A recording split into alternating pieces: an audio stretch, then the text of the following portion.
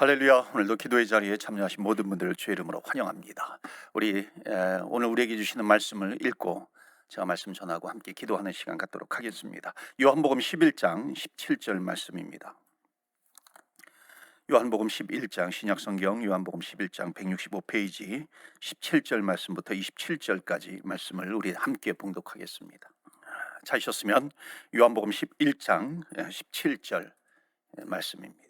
우리 27절까지 우리 다 같이 합독합니다. 예수께서 와서 보시니 나사로가 무덤에 있은지 이미 나흘이라.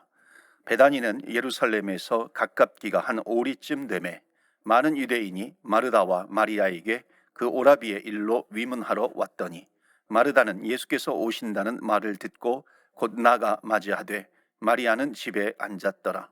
마르다가 예수께 여짜오되 주께서 여기 계셨더라면 내 오라버니가 죽지 아니하였겠나이다. 그러나 나는 이제라도 주께서 무엇이든지 하나님께 구하는 것을 하나님이 주실 줄을 아나이다. 예수께서 이르시되 내 오라비가 다시 살아나리라. 마르다가 이르되 마지막 날 부활 때에는 다시 살아날 줄을 내가 아나이다. 예수께서 이르시되 나는 부활이요 생명이니 나를 믿는 자는 죽어도 살겠고 무릇 살아서 나를 믿는 자는 영원히 죽지 아니하리라니 이것을 내가 믿느냐. 이르되 주여 그러하외다. 주는 그리스도시요 세상에 오시는 하나님의 아들이신 줄을 내가 믿나이다. 아멘. 오늘도 하나님의 말씀으로 은혜 받으시고 새 힘 얻으시고 또 기도 응답의 은혜가 있는 이 시간이 되기를 축원합니다. 오늘 예수님의 기적 시리즈 살리시는 기적이라고 하는 제목으로 말씀을 전할 때 큰 은혜가 있기를 바랍니다. 여러분 신약 성경을 피면은 예수님의 행적을 기록한 마태, 마가, 누가, 요한복음이 있습니다. 자, 마태, 마가, 누가, 요한복음을 통해 가지고 이 예수님의 말씀을 이렇게 또 예수님의 행적, 예수님의 이야기를 쭉 이렇게 따라가다 보면 한 가지 이해가 안 되지만 발견하는 한 가지 사실이 있습니다. 그것은 뭐냐면 예수님께서 특별히 아끼시는 그런 사람들이 있다는 것을 볼 수가 있습니다. 어찌 보면 좀 편애하는 것 같으세요? 물론 예수님께서 이 땅에 오셔서 예수님의 구원의 사랑은 동일합니다. 누구에게나 공평하게 하나님의 구원의 사랑이 임하죠. 그런데 구원받은 이후에는요, 하나님께서 더 사랑하고 덜 사랑하는 듯한 그렇게 구별하는 듯한 모습을 보게 됩니다. 예수님의 제자들도 마찬가지죠. 예수님께서 제자를 선택하셨어요. 예수님의 제자들 가운데 또 베드로와라든지 야고보, 요한이라든지 특별히 좀 더 이렇게 가깝게 두시는 것을 볼 수가 있습니다. 그래서 예수님께서 변화산에 올라가셨을 예수님께서 예수님의 공생애 가운데 한 번 정말 그 변화되는 모습 가운데 베드로와 또 야고보와 요한을 데리고 가는 것을 볼 수가 있습니다. 그러니까 그 중에 좀 누군가 좀 특별히 편애하는 것 같아 사랑하시는 것 같은 그런 모습이 있는 거죠. 베드로, 야고보, 요한 가운데서도 특히 베드로 또 챙기시는 모습도 있기도 하고요.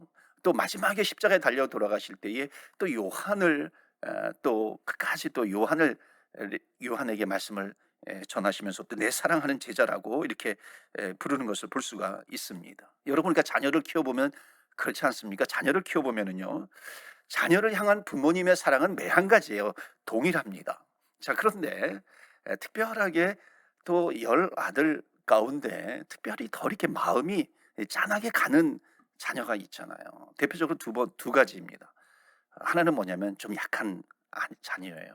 좀 어려운 자녀, 힘든 자녀에게, 아픈 자녀에게 마음이 더 가는 부모님의 마음이 있습니다. 이것은 어찌 보면은 정말 이 아이가 좀 약하게 태어나고 어려운 것 같을 때에 마치 이렇게 부모로서의 내 책임도 있는 것 같은 그런 마음이 있지 않습니까? 그러니까 좀 더 사랑이 가는 것을 볼 수가 있습니다. 또 하나는 뭐냐면은요, 정말 사랑 표현 잘하는 자녀들 중에 사랑 표현을 잘하는 아이가 있잖아요. 그러면은 뭐 엄마 최고, 아빠 최고 그러면서 이 세상에서 엄마 최고야, 아빠 최고야 그러면서 막 품에 안기는 아이는 아무래도 또 이렇게 사랑을 많이 표현하는 아이에게, 자녀에게 사랑이 더 많이 가는 듯한 모습은 어찌 보면 당연할 수 있는 것이죠. 여러분 똑같이요.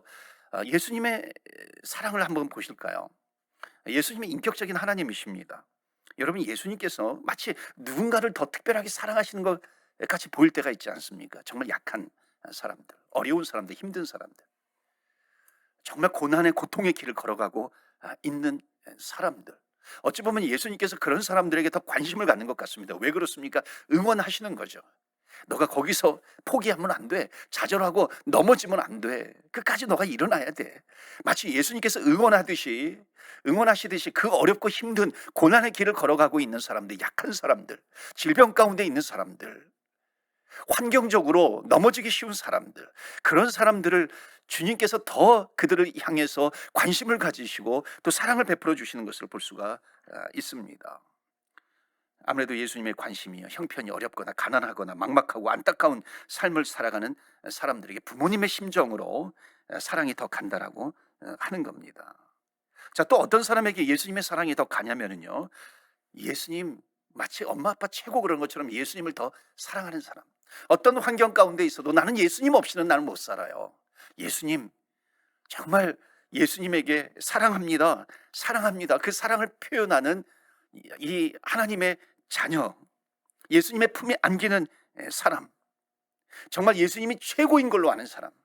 다른 것은 다 없어도, 다 없어진다 할지라도 내가 예수님만 나에게 있으면 돼요. 마치 그런 마음을 가지고 예수님께 달려오는 사람이 있다라고 하는 겁니다. 그래서 사랑이 가는 거죠.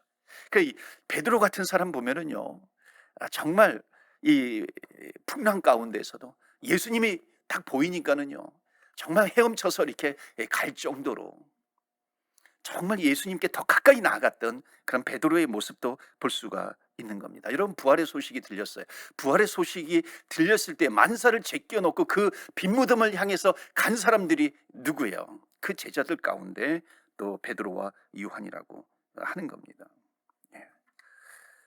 호숫가에서요, 또 이 제자 이 요한이 예수님이시다.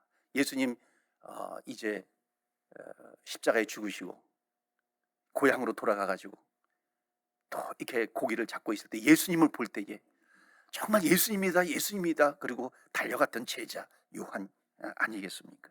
그러니까 이런 이 마태, 마가, 누가, 요한복음의 예수님의 행적을 보면은요, 예수님께서 구원의 사랑, 모든 인류에게 베푸시는 구원의 사랑은 동일해요. 똑같습니다. 그러나 구원받은 이후에 정말 예수님께서 더 사랑하도록 관심받는 것은요, 어찌 보면은 예수님의 사랑은 동일하지만은, 구원의 사랑은 동일하지만은, 구원받은 이후에 주님의 사랑이 더 가게 되는 것은, 어쩌면 이것은 예수님의 사랑의 문제가 아니라, 하나님의 사랑의 문제가 아니라, 우리가 정말 하나님을 사랑하고 예수님을 사랑하고 주님 앞에 더 가까이 달려가고 있는가, 마치 우리에게 달린 것이다라고 하는 것을 보여주고 있습니다. 성경 잠언에도 보면은요, 그렇잖아요. 나를 사랑하고 사랑하는 자가 나의 사랑을 입을 것이다. 나를 간절히 찾는 자가 나를 만나게 될 것이다 하는 겁니다. 자, 이런 한 구절 속에 나오지 않습니까? 구하라, 두드리라, 찾으라, 주님께서 말씀하셨잖아요. 그렇다면은 정말 더 구하는 자, 더 두드리는 자, 더 찾고 찾는 자에게 정말 너가 나를 만날 것이다, 내 사랑을 입을 것이다, 주님께서 말씀해 주셨잖아요. 구원의 사랑은 동일해요. 누구든지 예수님의 구원의 사랑을 모든 인류에게 똑같이 동일하게 나아갑니다. 공평해요. 그러나 정말 구원받은 이후에 주님을 만났어요. 인격적으로 주님을 만난 이후에는 정말 더 주님께 달려가는 사람에게 주의 사랑이 가까이 온다는 것입니다. 간절히 찾고 찾는 자에게 주님의 응답이 가까이 온다는 것을 말씀하고 있습니다. 그러니까 여러분, 결론은 뭐야? 우리가 주님을 향한 사랑이 필요하다라고 하는 것입니다. 여러분, 따라서 오늘 집중적으로 하나님의 사랑을 받는 두 부류의 성도들이 있습니다. 하나는 뭐냐면, 서두에 말씀드렸지만 정말 어려운 시기를 지나가는 사람입니다.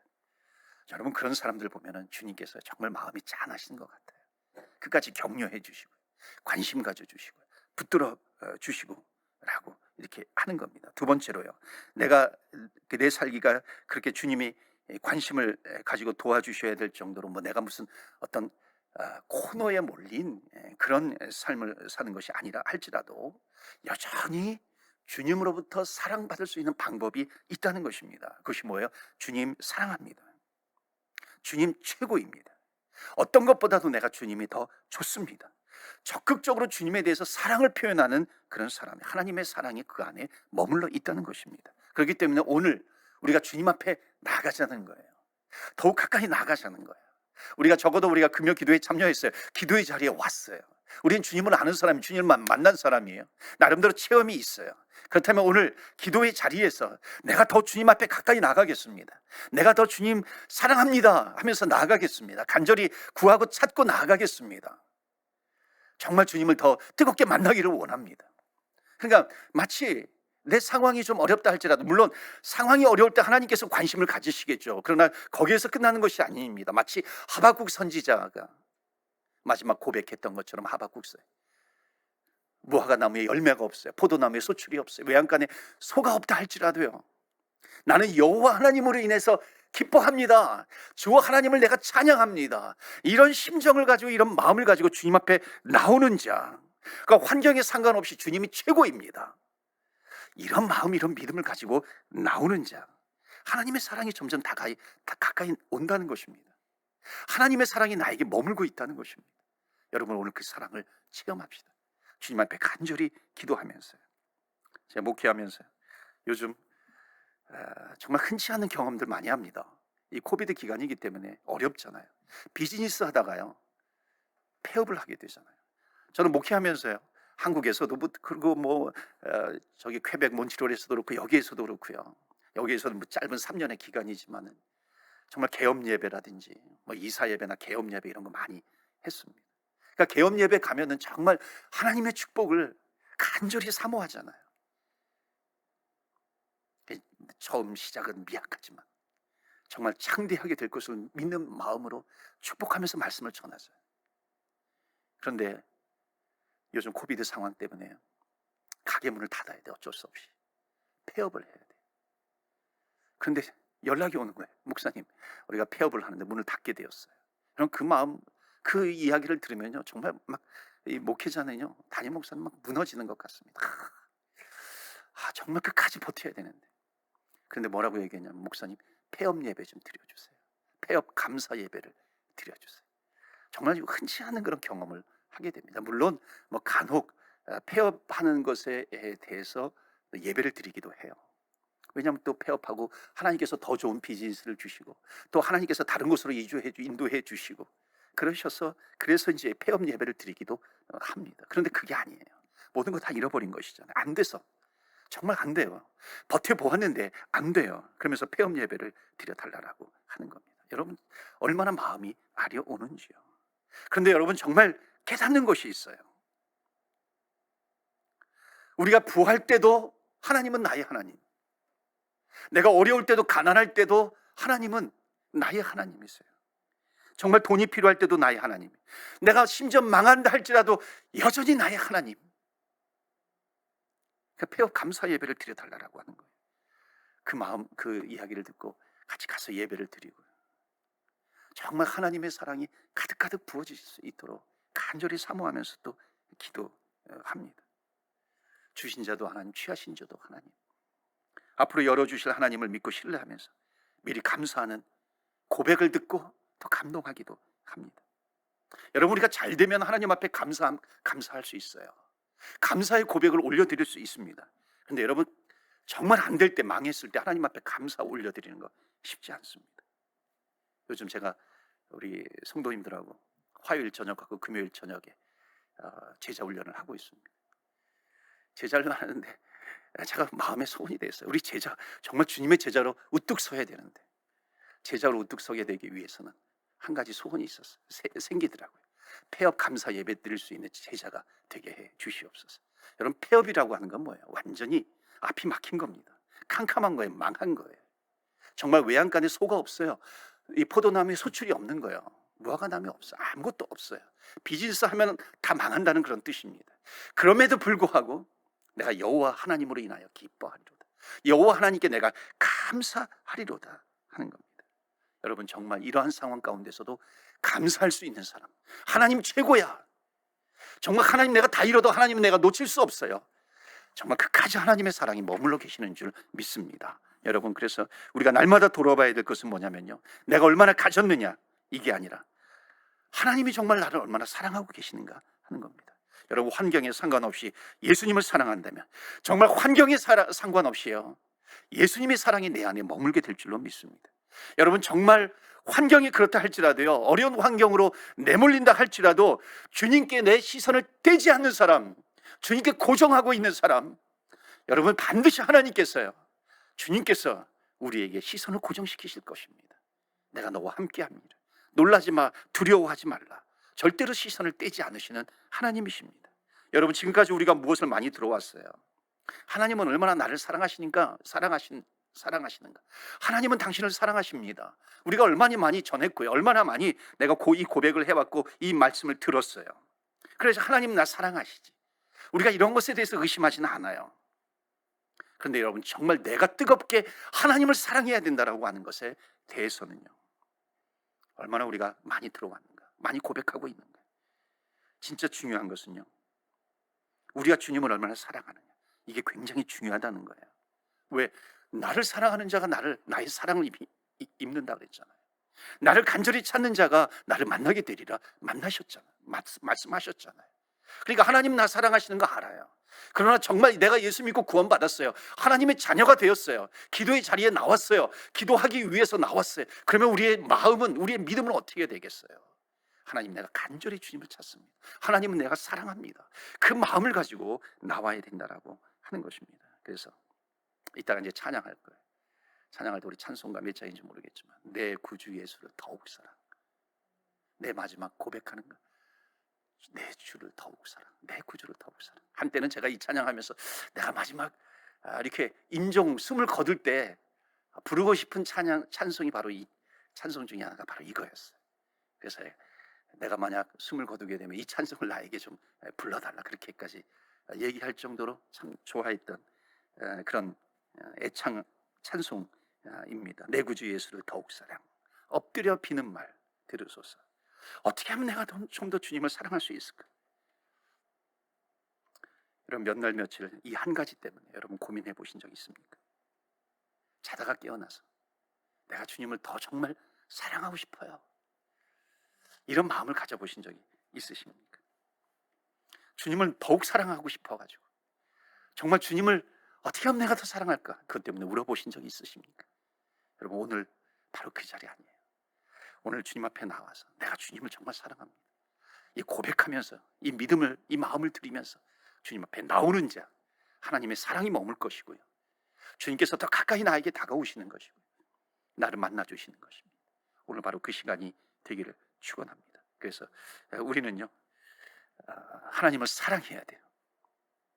하나님께서 우리에게 더 가까이 나오십니다. 자, 오늘 본문 말씀 보시면요, 서론이 좀 길었던 것 같지만 이 본문 말씀을 열어주는 메시지입니다. 자, 여기에 지금 오늘 본문의 말씀은 뭐냐면 나사로예요. 이제 나사로가 살아나는 기적을 예수님께서 베풀어 주시는 것인데요, 오늘 말씀의 제목처럼 이 나사로의 가정을 예수님께서 만났어요. 마치 베드로와 야고보, 요한을 더 사랑하셨듯이 이 베다니에 사는 이 나사로의 가정을 예수님께서 마치 편애하듯이 사랑하시는 것을 볼 수가 있어요. 자, 여러분 왜 예수님께서 편애하시는 것 같아요? 이 나사로의 가정은 베다니에 살고 있었다 그랬어요. 베다니라고 하는 것은요, 지금으로 말하면은 여러분 달동네 아세요? 달동네는 산꼭대기에 있잖아요. 왜 달동네라고 불러요? 산꼭대기에 있기 때문에 정말 가난한 사람들이 산꼭대기에 내몰리잖아요. 그래서 산꼭대기에 있기 때문에 달하고 가까워요. 그래서 달동네라고 부르기도 하거든요. 산동네이기 때문에 전기가 올라오지 않아요. 그러니까 텔레비를 볼 수도 없고요, 라디오 듣는 거, 텔레비 보는 거, 이건 언감생신이죠. 그렇기 때문에 어떻게 해요? 이 달을 본다는 거예요. 달을 보면서 이렇게 자족하는 그런 표현으로, 그러니까 위안을 삼는 그런 표현이죠. 좀 풍리적인 표현이기도 합니다. 그래서 달동네예요. 마치 이 베다니는요, 이스라엘의 달동네입니다. 이 베다니는 가난한 사람들이 모여 사는 그런 곳이 이 베다니입니다. 베다니라는 이름 자체가 뭐냐면 가난한 자의 집이다라고 하는 그런 뜻이에요. 자, 그러니까 거기에 이 베다니에 살고 있는 나사로의 집, 그러니까 예수님께서 예루살렘을 가실 때 그 근처에 있는데 꼭 이 나사로의 집을 들려서 거기에 머물기도 하시고, 예수님께서 오시면은 정말 그 맏딸이 이 장녀가 이 마르다야, 마르다가 음식을 정성껏 해가지고 또 예수님께 대접을 합니다. 이 마리아는 또 예수님의 말씀을 또 무릎 거기에 앉아가 무릎 앞에 앉아가지고 무릎 꿇고 예수님의 말씀을 듣는 거예요. 그러니까 예수님께서 꼭 이 집에 들리세요. 예수님의 사랑을 받는 가정이었어요. 예, 편애하시는 그런 가정입니다. 마치 지금 나사로가 오빠예요. 부모님에 대한 얘기가 없어요. 그러니까 어렸을 때부터 부모님 없이 자라난, 어찌 보면은 부모가 없는 결손 가정과 같습니다. 이런 가정으로서 예수님의 편애를 받고 있는 것입니다. 여기 마르다가 뭐 음식을 정성껏 대접하는 거 보니까는 정말 그 장녀로서요, 이 집안의 살림을 책임지고 있는 듯한 그런 모습입니다. 여기에 본문에 보시면 나사로 오빠가 죽잖아요. 나사로 오빠가 죽는데 정말 간절하게 이 마르다와 마리아가 마치 부모님이 돌아가신 것처럼 애곡하잖아요. 그런 것처럼 이 나사로가 이 가정을 다 살리는 듯한, 이 마치 가장의 역할을 하고 있는 바로 이 나사로의 가정이라고 하는 것을 알 수가 있어요. 그러니까 이 나사로, 마르다, 마리아가 어려운 시기를 지나왔던 그런 집안입니다. 자, 그런데 바로 예수님은 이들의 친구라고 말씀하는 거예요. 가난했지만, 그러니까 가난했지만 정말 예수님을 사랑한 가정이에요. 힘들어요. 가진 게 없어요. 그럼에도 불구하고 예수님이 오실 때마다 정성스럽게 음식을 내놓고 있는 나사로의 집입니다. 여러분 기억하시죠? 향유 옥합을 깨뜨리는 가정이 바로 이 가정이었습니다. 예수님의 발 앞에 마리아가 붙잖아요. 그러니까 향유의 냄새가, 가난하지만 없는 것이, 이 가진 것이 없지만은요, 부족하지만 향유 냄새가, 주님을 사랑하는 이 향유 내음이 가득한 그런 가정이다라고 하는 겁니다. 예수님이 가장 필요한 가정, 주님이 찾아오시면은 반겨주는 그런 집이었습니다. 그러니까 이제 예수님께서 그 집을 찾아가셔서 이제 기적을 베풀어 주시는 것입니다. 사랑하는 성도 여러분, 정말 예수님이 내가 필요합니다. 예수님이 없으면 안 돼요. 그런 믿음으로 주님을 모셔드린다면, 마치 이 나사로 집안에 예수님께서 기적을 베풀어 주셨던 것처럼 우리 가정에도, 우리 인생 가운데에서도 하나님께서 기적을 베풀어 주신다는 것을 여러분 믿으시기를 바랍니다. 오늘 나사로 집에 기적이 일어나는 것은요, 이 두 가지 조건을 다 갖추고 있었어요. 예수님이 필요로 한 가정, 예수님을 가장 사랑했던 그런 가정이에요. 그런데 지금 이 가정에 최고의 위기가 닥친 거예요. 지금 오라버니 나사로가 병들어 죽게 된 겁니다. 여러분, 지금 이 가정이요, 그러니까 여러분 보통 평상시에도 죽음이라고 하는 것이 얼마나 큰 위기예요. 얼마나 큰 아픔이겠어요. 더욱 이 오빠가 죽으면요, 이제 마르다와 마리아 둘만 사는 겁니다. 여러분, 이 당시의 사회적인 정황으로 아무도 없어요. 가족이 이 자매만 있어요. 이들의 생계를 위해서는 이 몸이 팔리는 것은 뻔한 일입니다. 다른 방법이 없었어요. 그러니까 오빠가 죽었다라고 하는 것은 뭐냐면 이 집은 끝인 겁니다. 버려지는 그런 상황 가운데 놓인 거예요. 그때 예수님께서 찾아오셔서 예수님께서 말씀으로 이 나사로를 살려주시는 것입니다. 여러분, 어떻게 살려주세요? 말씀으로 살리셨다라고 하는 겁니다. 뭐라 그래요? 나사로야 나오너라, 나사로야 나오너라. 주님께서 말씀하시는 겁니다. 여러분, 물론 기적이 중요해요. 기적이 있어요. 기적을 체험하면 하나님 살아계시는구나 체험할 수 있어요. 그러나 기적보다도 중요한 것은 뭐냐면, 우선순위는 뭐냐면 말씀이에요. 그러니까 여러분, 기적이 없어도 말씀을 붙들면 우리는 살아가게 되는 것입니다. 그러니까 여러분, 지난번에도 말씀드렸지만 오병이어의 기적이 있었어요. 근데 오병이어의 기적보다도 중요한 것은 뭐예요? 오병이어의 기적은 뭐냐면 하나님께서 우리에게 먹을 것을 공급해 주셨어요. 굶어 죽을 수밖에 없는데 먹을 것을 주셨어요. 그러나 우리가 먹는 것을 공급받았다 할지라도 우리는 그 다음날 되면 또 배가 고프고요, 언젠가 때가 되면 우리는 죽을 수밖에 없는 겁니다. 마치 그런 것처럼 이제 살려주시는 기적을 예수님께서 베풀어 주셨어요.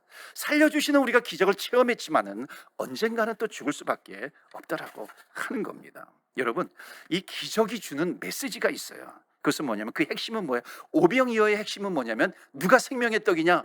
오병이어의 기적을 통해서 예수님이 생명의 떡인 것을 너희들이 알아라 하는 거예요. 말씀이 생명이다라고 하는 것을 알아라, 깨달아 알아라 라고 하는 것입니다. 여러분, 오늘 말씀 속에서도요, 이제 죽은 자를 예수님께서 살리셨어요. 이 기적을 통해서 주시는 메시지가 뭐냐면은 나는 영원한 생명의 주인이기 때문에 나를 믿는 자는 뭐라고요? 죽어도 살겠다. 살아서 믿는 자는 영원히 죽지 아니하리라 말씀하고 있는 것입니다. 여러분, 이 말씀은 뭐예요?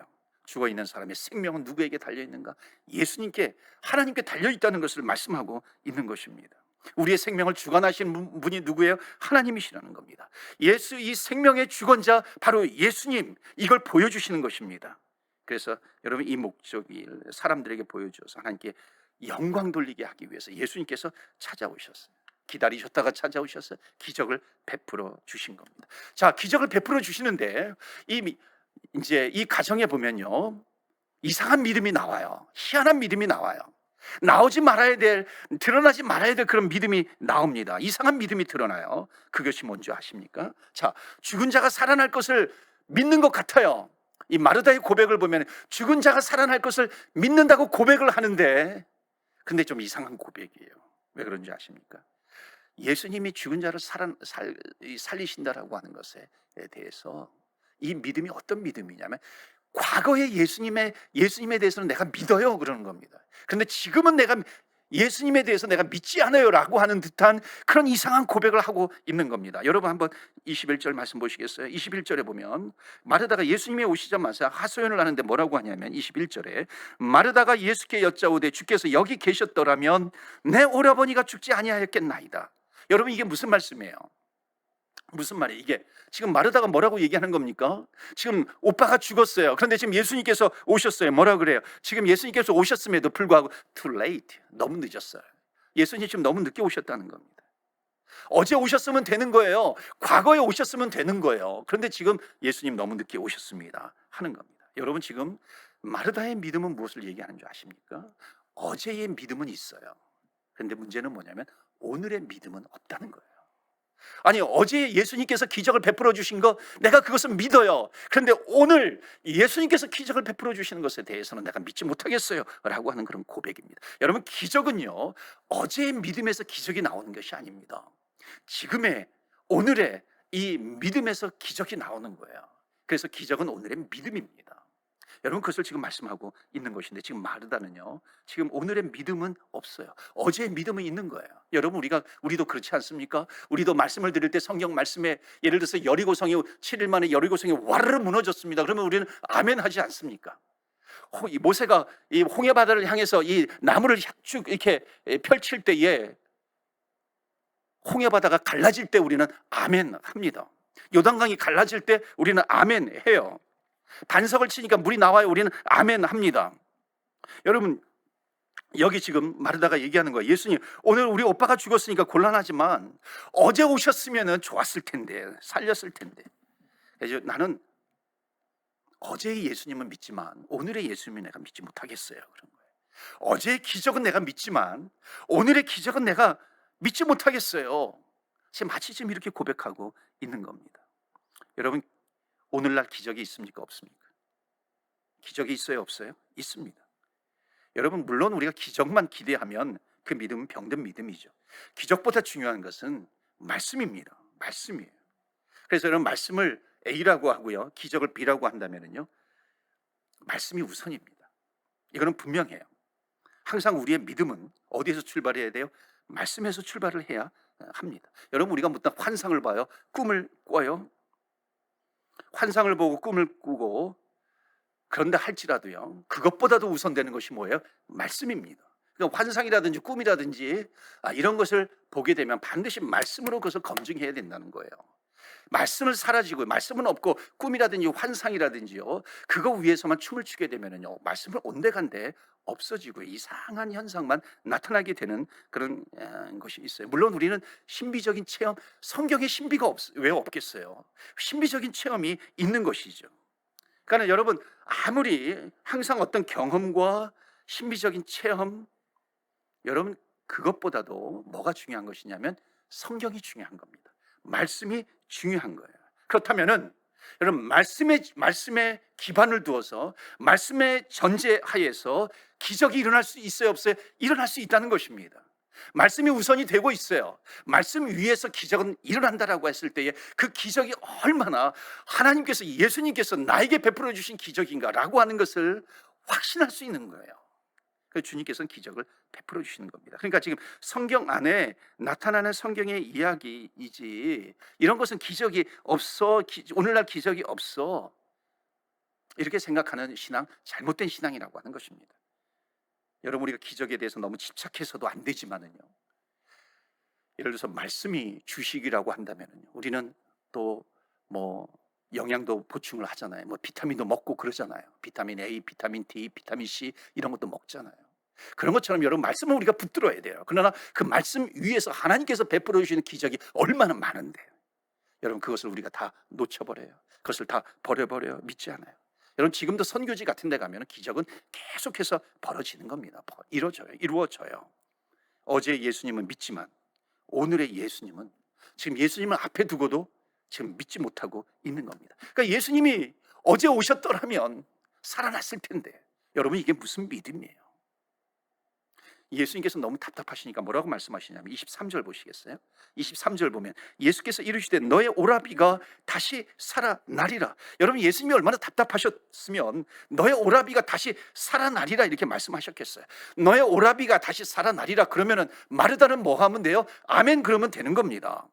아멘 그러고 화답하고 믿습니다 하고 나오면 되는 것이죠. 예수님께서 지금 앞에서 말씀하셨는데, 근데 지금 뭐라 그래요? 24절 보세요. 마르다가 이르되 마지막 날 부활 때에는, 마지막 날 부활 때는 다시 살아날 것을 내가 살아날 줄 내가 아나이다. 여러분, 지금 이 마르다의 믿음이요, 이제는 어제의 믿음이었어요. 근데 그게 어디로 튀어버리는 거예요? 지금 미래의 믿음으로 그냥 점프해버리는 겁니다. 뛰어버리는 거예요. 오늘날의 믿음은 사라져버리고요, 과거의 믿음에서 미래의 믿음으로 점프하는 거예요. 튀어버리는 겁니다. 그러니까 오늘의 믿음에 대해서 자신이 없어요. 그러니까 뭐라 그래? 예, 부활 때 살아날 것을 믿습니다 하는 거예요. 여러분, 어제의 믿음 도망가 버린 거예요. 오늘의 믿음이 도망가 버렸어요. 미래로 도망가 버린 겁니다. 그래서 여러분, 예수님이 과거에 부활하신 거 나 믿어요. 내 오라버니 마지막 날에 부활하게 될 거 믿어요. 여러분, 우리 중에도요, 미래의 예수님은 잘 믿습니다. 예수님 구름 타고 오실 거 믿습니까? 안 믿습니까? 믿잖아요. 아멘 합니다. 예수님께서 나팔 불 때에 우리가 들림 받을 거 우리는 아멘 하잖아요. 우리의 이름을 부르실 거 아멘해요. 예수님께서 우리를 영원한 천국으로 이끌어 가실 거 우리는 아멘 합니다.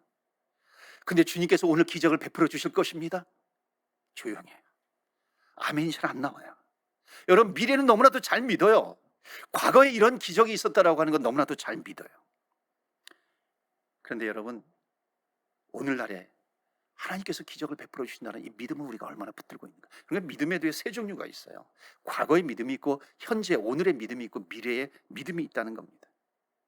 사랑, 믿음, 소망, 사랑, 이 세 가지는 항상 있을 것인데 그 중에 제 길은 사랑이라, 이런 것처럼 과거의 믿음, 오늘의 믿음, 내일의 믿음은 있을지언데 그 중에 제일 우리들이 약한 것은 오늘 믿음일지니라. 오늘의 믿음이 약하다는 것입니다. 여러분, 이것은 믿음뿐만 아니라 충성도 마찬가지. 여러분, 과거에 내가 엄청나게 충성했어요. 근데 오늘 충성은 약하더라는 거예요. 내가 미래에 내가 충성할 거예요. 근데 오늘의 충성은 약한 거예요.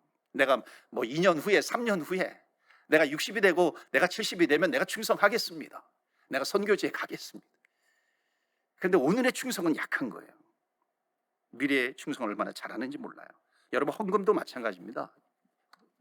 헌금도, 목사님 내가 복권 당첨되면 내가 100억이 되든지 200억이 되든지 내가 욕심 안 부리고 내가 전부 교회에다 바치겠습니다. 그런데 오늘날 11조는 하지 않아요. 오늘 충성은 다 안 하고요, 어제 충성은 자랑해요. 그리고 미래의 충성은 약속을 해요. 그런데 여러분, 그걸 아셔야 돼요. 오늘이 어제의 내일이었다는 겁니다. 이해가 되십니까? 2, 3년 전 약속한 날이 오늘 와버렸네. 오늘 온 거예요. 2, 3년 전에, 1년 전에 약속한 것이 온 거예요. 그런 말이 있어요. Someday is today. Someday is today. 언젠가가 바로 오늘이라고 하는 겁니다. 여러분, 2, 3년 전에 조금만 기다려주세요. 조금만 기다려주세요. 주님, 내가 그때 충성할게요. 근데 그 썸데이가 투데이라는 거예요. 내일은 안 와요. 오늘만 있습니다. 그래서 내일이는 난 몰라요 그러잖아요. 우리가 찬송할 때도. 하나님은 오늘 충성 받으시는 거예요. 오늘 헌신 받으시는 것이고, 오늘 헌금을 받으시는 것이고요, 오늘 믿음을 받으시는 것이죠. Someday is today 아니에요. 하나님은 그런 분이 아니십니다. 23절에 예수님께서 너의 오빠가 살아날 것이다 말씀하시는데, 그런데 마르다가 24절에 부활할 때에 내 오빠가 살아날 것을 내가 믿어요. 예수님이 이런 마르다의 믿음을 보시고 얼마나 안타까워하셨을 것인가. 마르다야, 어제의 나도 잘 믿고 내일의 나도 잘 믿는데 왜 지금 내가 너 눈앞에 있는데 오늘의 나는 너가 잘 믿지 못하고 있느냐? 나는 부활이요, 나는 생명 아니냐? 나를 믿는 자는 죽어도 살겠어. 살아서 믿는 자는 영원히 살 수밖에 없는가, 죽지 않아. 지금 예수님께서 말씀하시는 것입니다. 예수님은 어제의 하나님도 아니고 내일의 하나님도 아니고 오늘의 하나님이라고 하는 것을 예수님께서 지금 말씀하고 계시는 겁니다. 제발 좀 너가 알아라 라고 하는 것이에요. 여러분, 이 말씀 들으면요 꼭 이렇게 말하는 사람이 있어요. 아, 그러면 오늘 한번 병 고쳐보세요. 오늘 한번 기적을 베풀어 주세요. 예수님께서 고치시면 내가 믿을게요. 그럽니다. 내가 죽을 사람 데려올 테니까 한번 고쳐보세요. 기적을 베풀어 주시면은 내가 그렇게 할게요. 그래요. 여러분, 이런 사람은 뭐라고, 어떤 사람이라고 얘기하는 줄 아십니까? 성경적인 표현으로 말하면요 사탄적인 사람입니다. 여러분, 예수님께서 공생애 때 그러셨거든요. 이제 공생애 시작할 때 광야에서 마귀가 시험하거든요. 돌로 떡을 만들어라. 이 성전 높은 곳에서 뛰어내려라. 하나님께서 받아 주실 것이다. 이렇게 합니다. 하나님께서 받아주시나 안 받아주시나 한번 뛰어내려 봐 하는 거예요. 여러분, 예수님께서 뛰어내리셨을까요? 예수님께서 돌을 떡으로 만드셨어요? 예수님께서 뭐라고 말씀하십니까? 사단아, 시험하지 말라 그랬습니다. 여러분, 이게 굉장히 중요한 뜻이거든요. 여러분, 능력을 예수님께서 사용하지 않으세요. 누구에게 사용하지 않으십니까? 시험하는 자에게 사용하지 않으신다는 겁니다. 시험으로 한번 테스트해 보는 거예요. 정말 주님이 살아계시는가 살아계시지 않는가 테스트해 보는 자에게는요 능력이 임하지 않는다는 겁니다. 차라리 내가 믿음이 좀 부족하다 할지라도 오늘 이 마르다처럼 소망이 없어요. 소망 없는 이 벼랑 끝에 서가지고 정말 간절한 마음으로, 절절한 마음으로 내가 탄식하면서 나가는 겁니다. 정말 예수님 외에는 없어요. 예수님 밖에는 길이 보이지 않습니다. 정말 그 마음을 가지고, 그 믿음을 가지고 주님 앞에 나올 때에 바로 그런 자에게 예수님께서 기적을 베풀어 주시는 것이지, 내가 한번 기적을 보겠다고, 기적이 어떤 것인가 한번 베풀어 보라고, 여러분, 그런 자에게 예수님께서 기적을 베풀어 주신다고 그렇지 않다는 것입니다. 내가 기적을 보고 싶어, 기적 보고 싶으니까 빨리 베풀어 보세요. 여러분, 그런 기적은 예수님께서, 하나님께서 베풀지 않으신다는 것입니다. 기적은 누구에게 베푸십니까? 정말 가장 필요한 자에게 기적을 베푸신다는 것입니다. 기적이 있나 없나 보자, 이런 사람에게는 그 능력의 행함이 없다, 그 능력을 행하지 않으신다는 것입니다. 여러분, 지금도요 정말 간절한 나라, 가난한 나라 가운데 믿음을 가지고 주님 앞에 나오는 그 상황 가운데 얼마나 하나님께서 기적을 베풀어 주시는지 모릅니다. 여러분, 기적이 필요한 사람이 있어요. 그리고 기적이 있는지 궁금한 자가 있어요. 여러분, 기적은요 보라는 듯이 펼쳐지는 그런 퍼포먼스가 아니에요. 기적 없이는 살 수 없는 사람들, 정말 주님의 기적 없이는 내가 살 수 없어요. 그런 자에게 주님께서 베풀어 주신다는 것입니다. 기적이 있나 없나 보자 절대 일어나지 않는다는 것입니다. 절대 그 주변에서 도무지 기적이 일어나지 않는 거죠. 그러니까 여러분, 여기에 답이 있는 거죠. 그러니까 여러분, 왜 기적이 살아나요? 기적에 대해서 보고 싶은 마음은 있지만 기적을 테스트하는, 시험하는 마음으로 나오는 것입니다.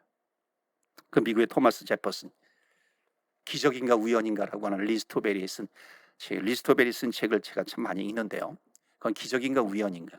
왜냐하면 그 팩트를 또 근거로 해가지고 또 기록을 하는 그런 내용들이 많이 있어서 제가 좀 도움을 받고 있습니다. 토마스 제퍼슨이라고 하는 미국의 그 세 번째인가요? 그 똑똑했던 그 유명한 그 대통령이 있습니다. 몇 년지는 제가 잘 기억이 나지 않는데요. 이 존 F 케네디가요, 이 토마스 제퍼슨 대통령을 뭐라고 표현했냐면은, 노벨상을 받은 사람들 30명을 데려다 놓아도 이 토마스 제퍼슨 대통령보다도 토마스 제퍼슨 대통령이 훨씬 더 뛰어나다, 천재라는 거예요.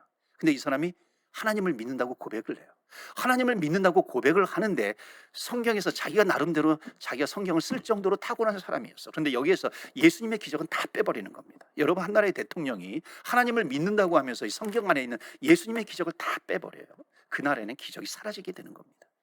여러분 미국이라고 하는 나라가 기적이 점점 사라지고 있어요. 여러분 유럽이라고 하는 나라가 점점 기적이 사라지고 있어. 왜 그런 줄 아십니까? 기적을 믿지 못하는 거예요. 성경에 있는 기적을 점점 빠뜨리는 거예요. 여러분 현대 신학자들, 볼트만 같은 신학자라든지 현대의 신학자들이 얼마나 주님을 연구하고 주님을 믿는 것 같지만요, 정말 그 내면을 들여다보면은 기적에 대해서 얼마나 무시하는지 몰라요. 여러분 기적을 무시하면 절대 기적이 일어나지 않습니다. 기적은 누구에게 베풀어 주시는 거예요? 성경은 분명합니다. 정말 간절히 찾고 찾는 자에게 내가 만나주겠다. 나를 간절히 사랑하고 사랑하면서 나오는 자에게 자가 내 사랑을 받을 것이다. 주님께서는 말씀하고 있습니다. 여러분 정말 내가 하루하루 버티기 어려워. 너무나도 힘들어요. 여러분 지금 이 상황 가운데 미국이라든지 캐나다라든지요, 정말 어찌 보면 기적 없이 살 수 있는 그런 나라 아니겠어요? 아까도 우리 목회자들하고 얘기하면서 이 어려운 시기에 이 캐나다가 얼마나 많이 지원을 해줍니까? 마치 기적이 없어도 넉넉하게 살 수 있는 그런 나라예요. 그러나 그럼에도 불구하고요, 우리 주변을 조금만 보면은요, 우리 성도님들 안에서도요, 정말 주님 아니면, 하나님 아니면은 내가 살 수 없어요. 하루하루 버티기 어려워요. 여러분 그런 힘든 사람들이 부지기수로 많다라고 하는 것입니다. 마르다처럼, 마리아처럼 우리 오라버니가 죽어버리면은 내가 정말 살 수 없어요. 살아갈 길이 없는 것입니다. 막막해요. 절박해요. 절박한 상황에 놓여 있는 사람들이 우리 교회 안에도 있고요, 우리 주변에도 있다는 것입니다. 여러분 기적을 믿고요, 절박한 심정을 가지고 주님 앞에 나오는 것입니다. 도와달라고 할 때 정말 하나님밖에 길이 없습니다. 그럴 때 기적이 일어나는 겁니다. 여러분 오늘도 기적이 일어나는 이 밤이 되시기를 주의 이름으로 축원합니다. 아멘. 그 이름 뭐예요? 주님을 붙드는 거예요. 이것밖에 없습니다. 하나님 믿음으로 나오라라고 하는 것입니다.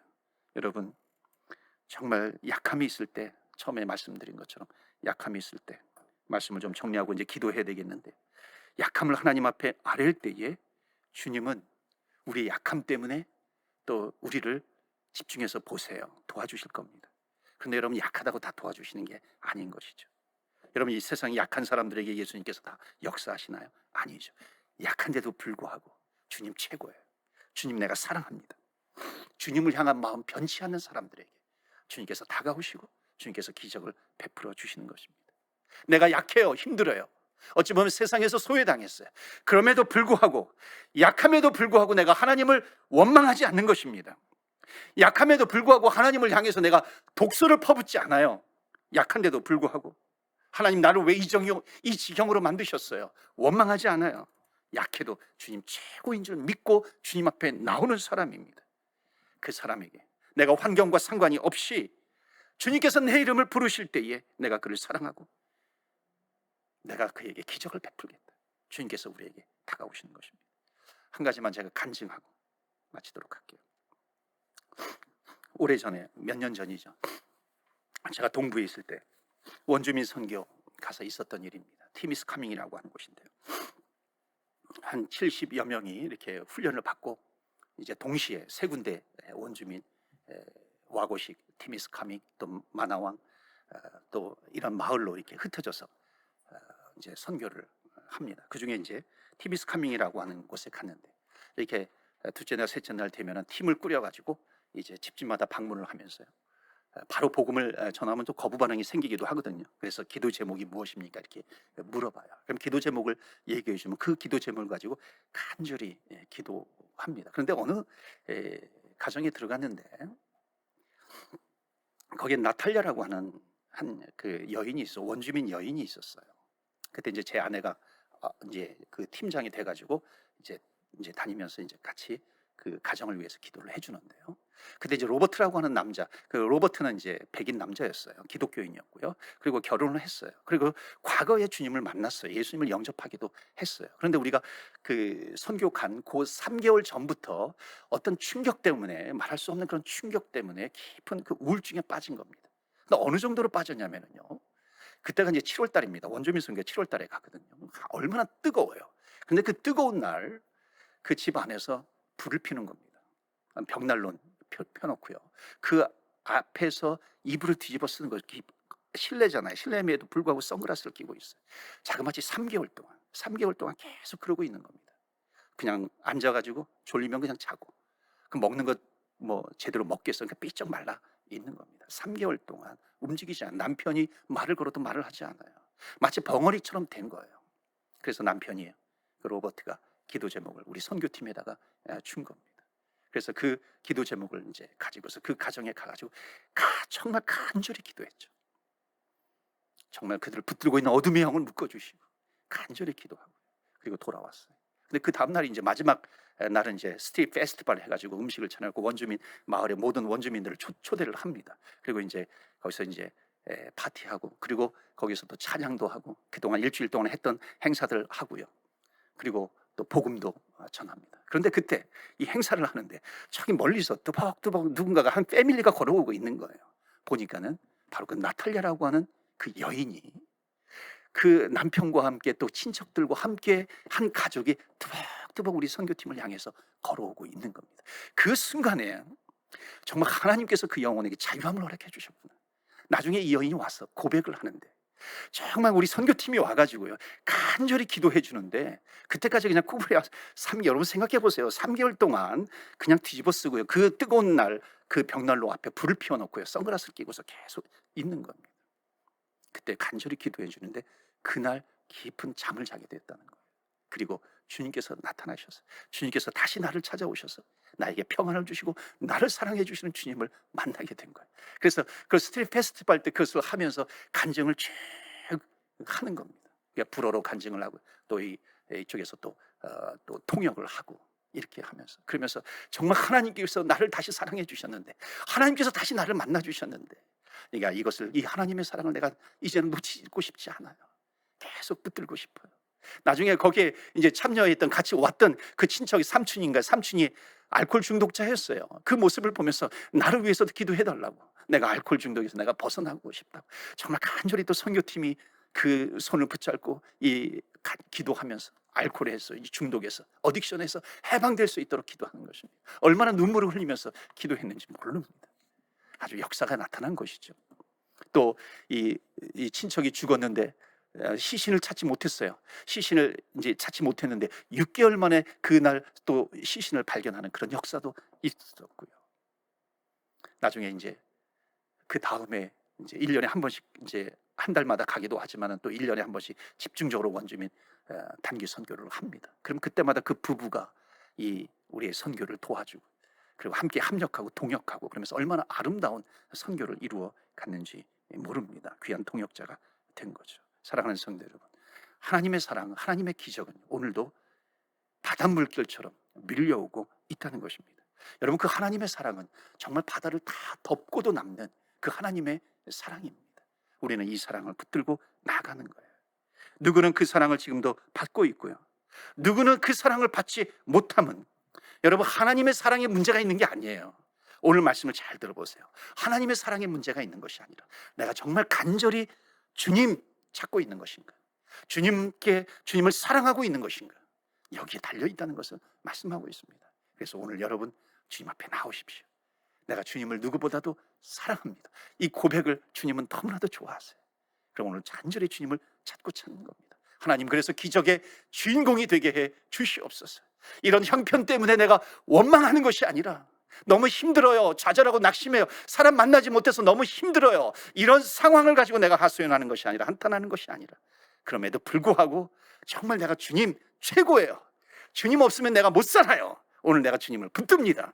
그러면서 나올 때 주님의 사랑이 나에게 임하고 주님의 기적이 임하며, 그래서 기적의 주인공이 될 줄로 믿습니다.